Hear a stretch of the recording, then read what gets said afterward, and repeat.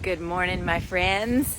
I'm coming to you today from the piney woods of deep East Texas at Lake Sam Rayburn.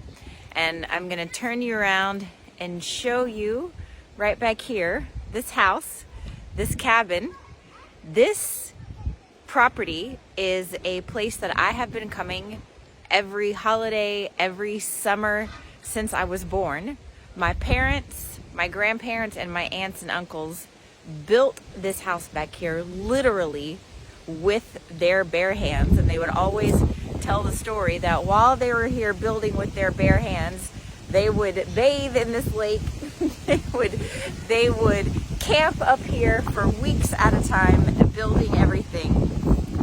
And this then in turn became a house that literally built me over the course of the past 40 some odd years. And I cannot count the number of hours that we have spent boating and skiing and swimming and fishing in this lake and hunting for bullfrogs and fireflies at night with our flashlights, and of course hundreds of campfires and s'mores and hide and seek in the attic and under the trees. Oh my gosh, the stories are epic, but I don't want to digress too much.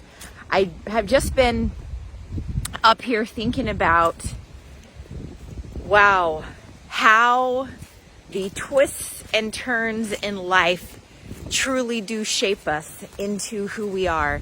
And you know, in last week's Parsha, of course, we learned from Sarah Imenu, the wife of Abraham, our original mother. And this week, the Parsha turns to her daughter-in-law, to Rivka. And of course, if you're familiar with the story, you know that Rivka was sought out and recruited from her childhood home to be the wife of Yitzhak. And then, of course, they together parented Jacob and Esau, Yaakov and Esav, and that's where our story unfolds in this week's Parsha.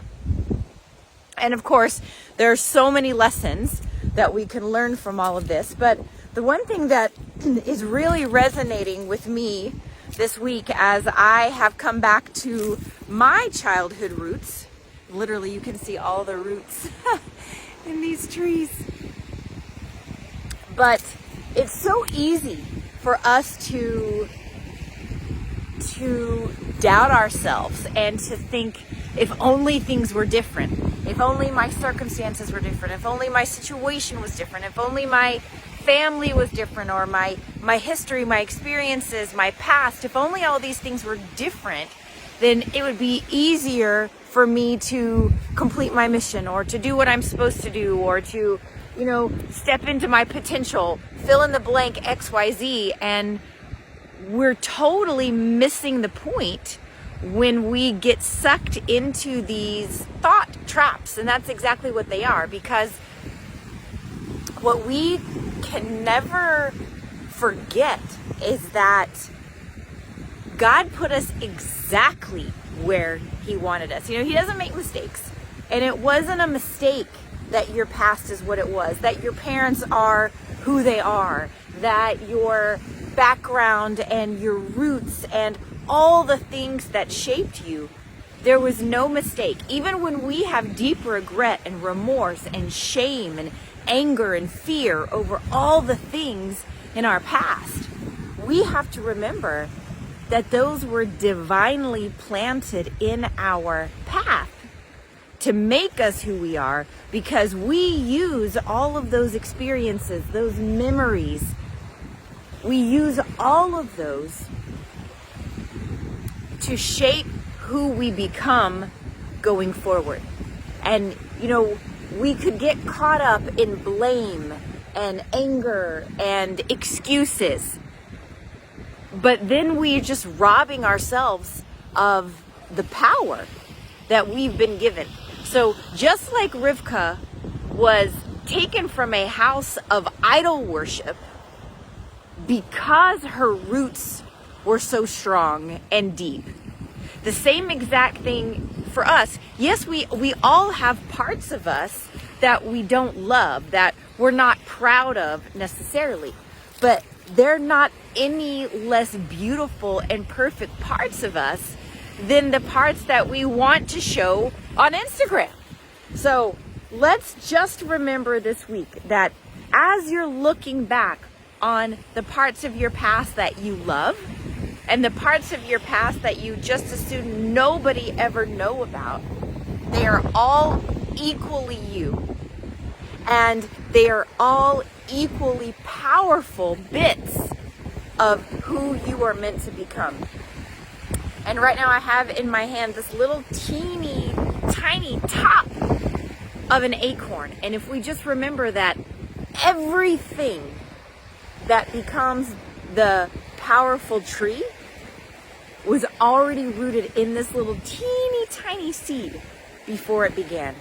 And the same exact thing is true for you, my friend. You are infinitely powerful beyond measure.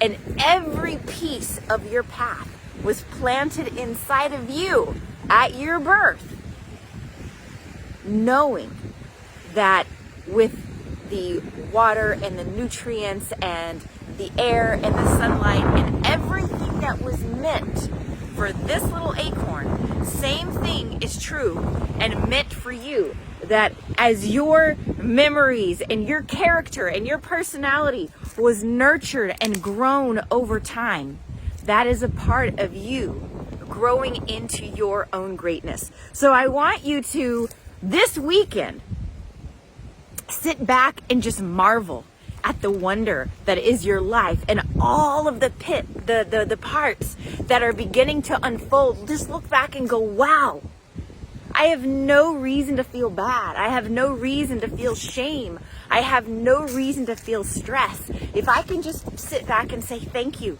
Thank you, Hashem. Thank you for my life. Thank you for making me a Jew. Thank you for putting me exactly where I am. And thank you for giving me this fresh new perspective that allows me to sit back and just let it flow. And if we can sit back and just let our greatness flow and stop resisting. You know, one of my favorite quotes says, there is only a river that flows. We can embrace it or we can resist it, but it flows just the same. So, l'chaim l'chaim, here's to all of us letting our greatness flow and letting us flourish and bloom into the greatness that is waiting to become you. I love you, my friends. Shabbat shalom.